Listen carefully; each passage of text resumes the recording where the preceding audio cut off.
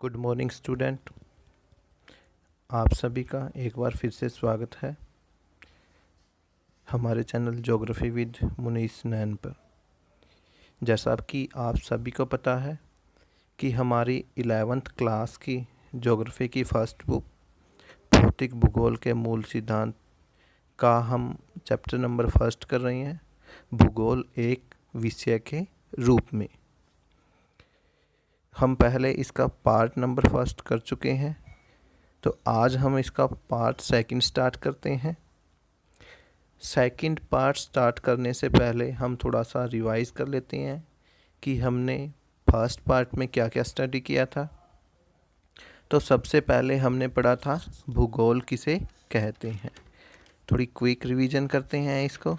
तो भूगोल किसे कहा था हमने कि जो ज्योग्राफी है ग्रीक भाषा के दो शब्दों से मिलकर बना था, जियो प्लस ग्राफोस, या हिंदी में कह सकते हैं जियो हो गया आपका पृथ्वी, ग्राफोस वर्णन करना।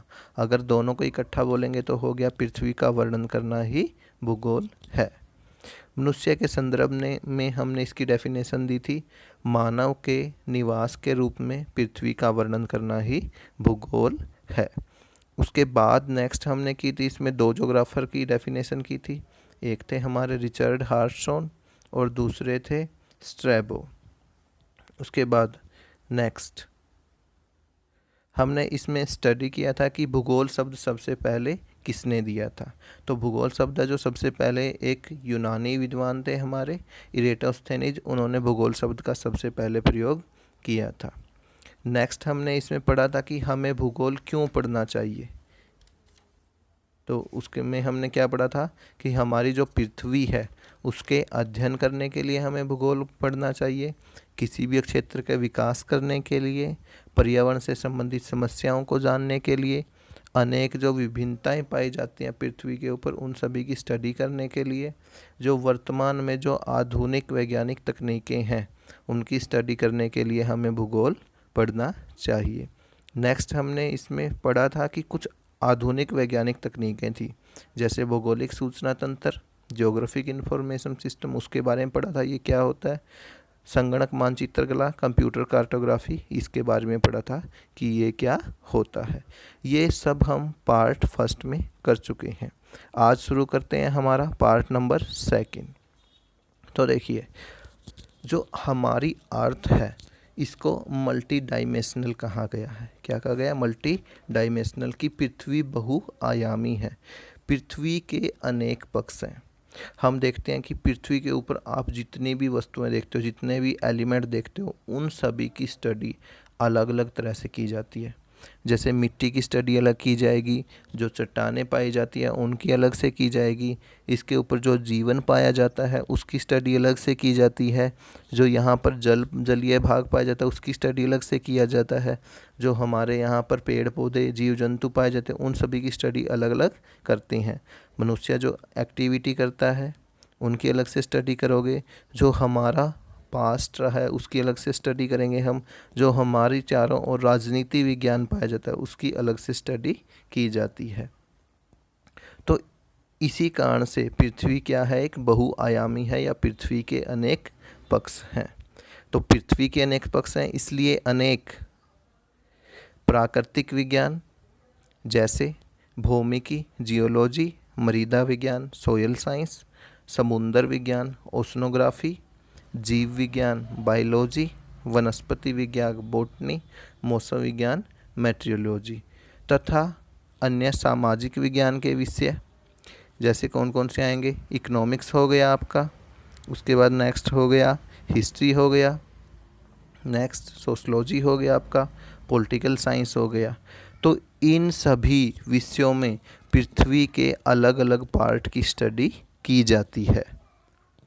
तो धरातल की वास्तविकता के अनेक पक्षों का अध्ययन इन सभी विज्ञानों के अंतर्गत किया जाता है। तो अब हम क्या करते हैं इससे? तो भूगोल क्या करता है? इन सभी प्राकृतिक और सामाजिक विज्ञानों से सूचनाएं प्राप्त करता है और उन सूचनाओं को इकट्ठा करता है तथा इन सूचनाओं का प्रयोग अपने विषय में कि इन सभी से जो भी हमें सूचनाएं प्राप्त होती है, उन सभी सूचनाओं का प्रयोग हम भूगोल में पृथ्वी और मनुष्य के संबंधों का अध्ययन करने के लिए करते हैं। तो देखिए, जो भी हमारे ये सामाजिक विज्ञान थे और जो हमारे प्राकृतिक विज्ञान थे, इनके बारे में हम अध्ययन आगे पार्ट में करते रहेंगे। तो थोड़ा सा जान लेते हैं इनके बारे में कि जो जियोलॉजी थी, जो आपकी जियोलॉजी थी,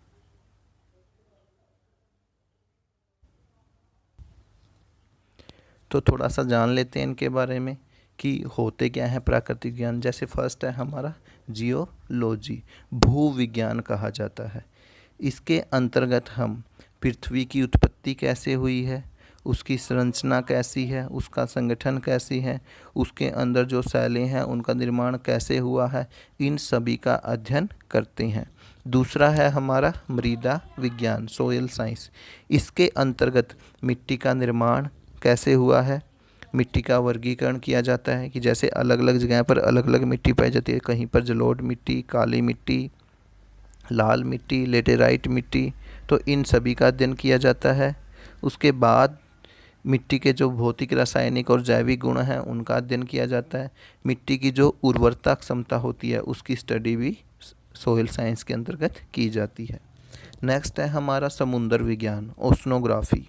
इसके अंतर्गत हम महासागरों में जो जल पाया जाता है उसकी प्रकृति का अध्ययन करते हैं, नेचर कैसा है, उसकी गहराई का अध्ययन किया जाता है। महासागरों के जल के जो टेम्परेचर है उसकी स्टडी की जाती है।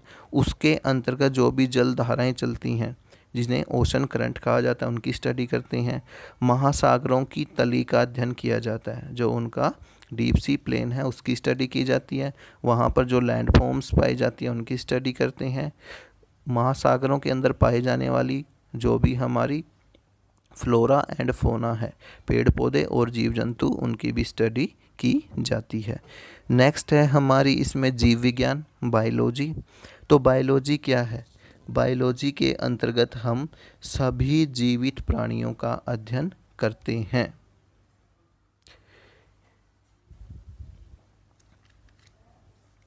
तो इसमें क्या है कि जीव विज्ञान जीवन का ही विज्ञान है। इसके अंतर्गत उन सभी पृथ्वी पर उन सभी तत्वों का अध्ययन किया जाता है जिसमें जीवन पाया जाता है, चाहे वह पेड़ पौधे हो, चाहे वह जीव जंतु हो। तो आपकी जो बायोलॉजी है, जीव विज्ञान है, इसी को आगे दो पार्ट में भी डिवाइड कर दिया जाता है। एक है आपकी जूलॉजी जिसे प्राणी विज्ञान कहा जाता है, दूसरी है आपकी बॉटनी जिसे वनस्पति विज्ञान कहा जाता है। जो प्राणी विज्ञान है, जूलॉजी है, इसमें हम जंतुओं का अध्ययन करते हैं। जो सेकंड है बॉटनी है, वनस्पति विज्ञान है, इसमें पेड़ पौधों का अध्ययन किया जाता है कि जो पेड़ पौधे हैं ऑक्सीजन छोड़ते हैं, CO2 को ग्रहण करते हैं, हमें भोजन प्रदान करते हैं। तो इन सभी का अध्ययन हम बॉटनी के अंतर्गत करते हैं। नेक्स्ट है हमारा मेट्रियोलॉजी, मौसम विज्ञान। तो इसमें वायुमंडल का अध्ययन किया जाता है कि वायुमंडल में कौन कौन सी गैसें पाई जाती हैं, टेम्परेचर का, वहाँ जो वाटर वेपर्स जलवाष्प पाई जाती हैं, ह्यूमिडिटी आर्द्रता पाई जाती है, उसके अदर वहाँ पर जो जलवायु और मौसम की जो भी प्रक्रियाएं होती हैं उन सभी का पूर्वानुमान मौसम विज्ञान के अंतर्गत लगाया जाता है।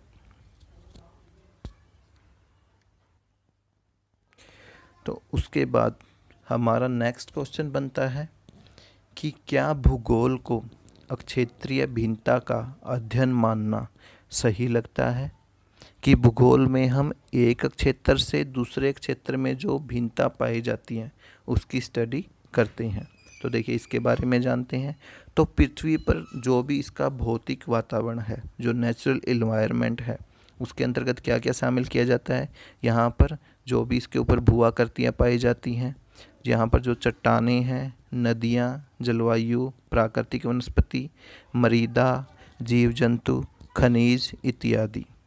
और जो सांस्कृतिक वातावरण है जिसमें लोग, उनका रहन सहन, उनका खान पान, भाषा, पहनावा इत्यादि, इसमें भिन्नता दिखाई देती है कि पृथ्वी पर जो भौतिक वातावरण है और सांस्कृतिक वातावरण है, इस सब में क्या दिखाई देती है, भिन्नता दिखाई देती है। तो इनमें से कुछ तत्वों में तो एक स्थान से की तुलना में दूसरे स्थान पर समानता पाई जाती है और कुछ में एक स्थान की तुलना में दूसरे स्थान पर भिन्नता पाई जाती है।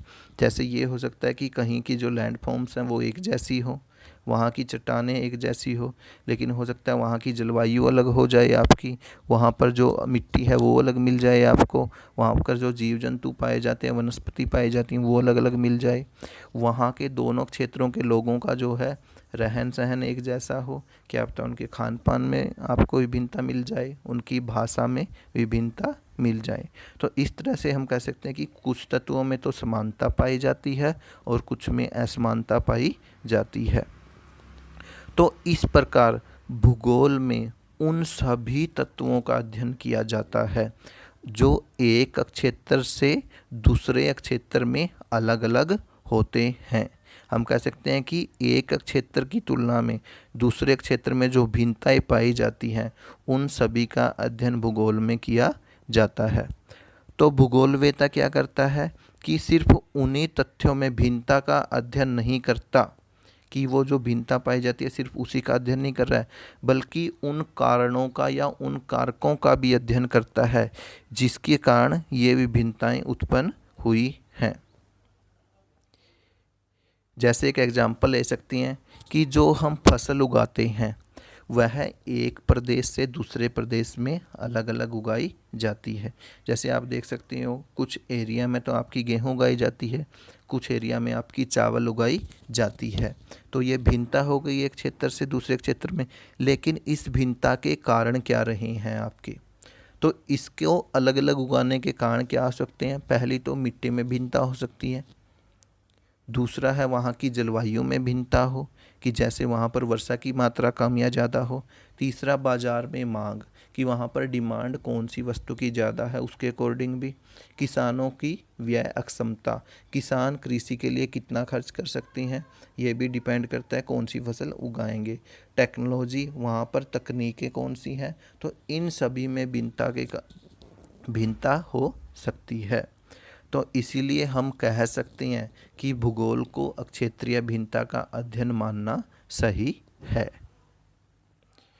तो नेक्स्ट अब हमारा टॉपिक चलेगा मानव और प्रकृति में क्या संबंध है, कि मानव है और जो प्रकृति, relation in human and nature.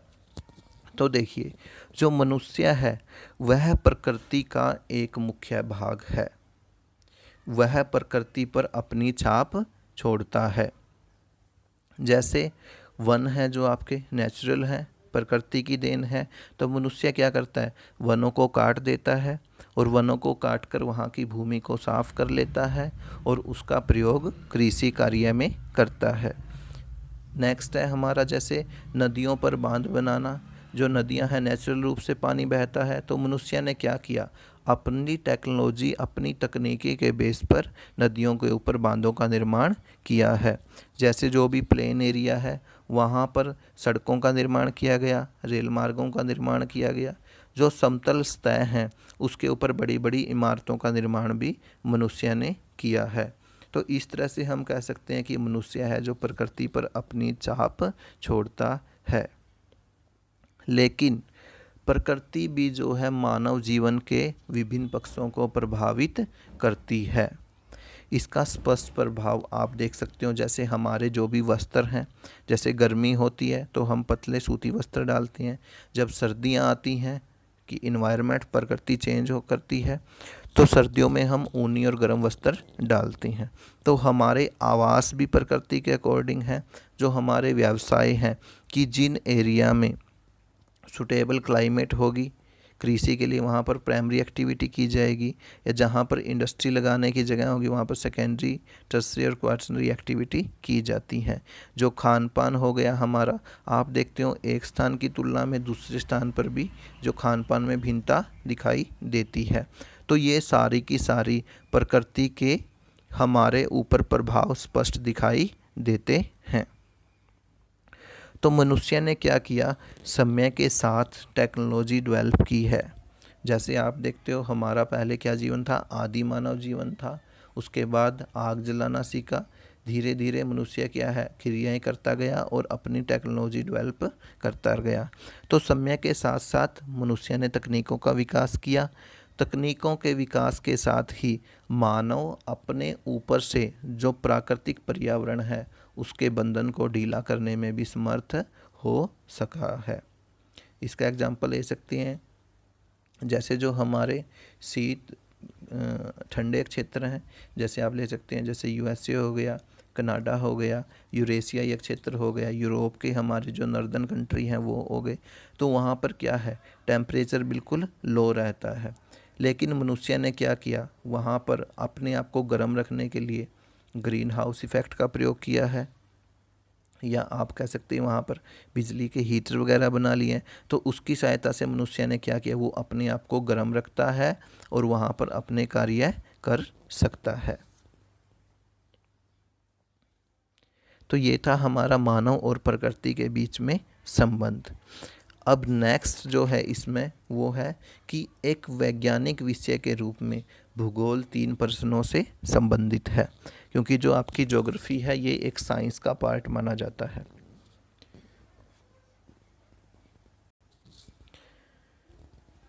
तो पहले क्या है, पहले जो आपकी ज्योग्राफी है इसको एक वैज्ञानिक विषय नहीं माना जाता था, लेकिन इसमें एक नया क्वेश्चन था, एक नया प्रश्न के ऐड होने के बाद ही यह एक वैज्ञानिक विषय बना है। तो जानते हैं कौन कौन से 3 प्रश्नों से संबंधित है। पहला प्रश्न है हमारा वो है क्या है, सेकंड है कहाँ है, और थर्ड है क्यों है।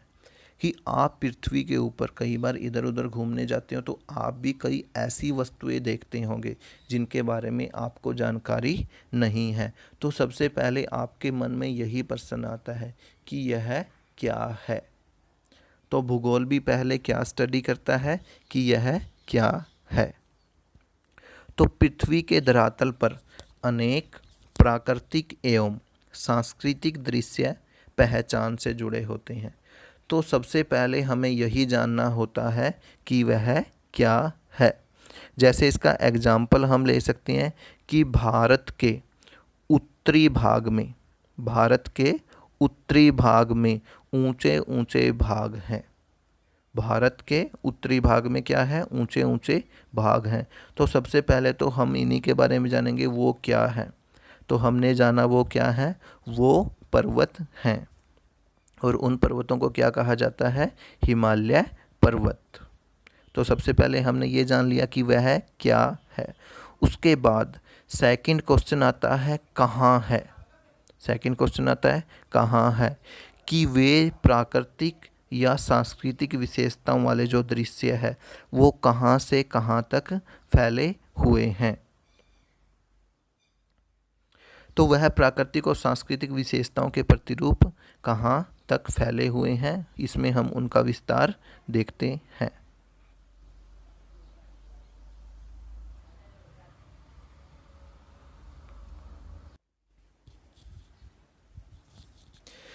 तो जैसे हम देखते हैं कि वो क्या था, हिमालय पर्वत था। कहाँ है, भारत के उत्तरी भाग में स्थित है। और कहाँ से कहाँ तक फैला है भारत में, हम कह सकते हैं कि जम्मू कश्मीर से लेकर और अरुणाचल प्रदेश तक फैला हुआ है।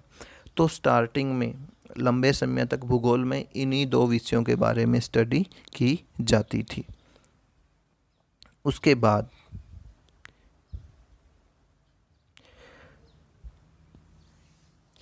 इन प्रश्नों से कौन से तत्व कहाँ स्थित है से संबंधित सूचनाएं प्राप्त हो जाती हैं।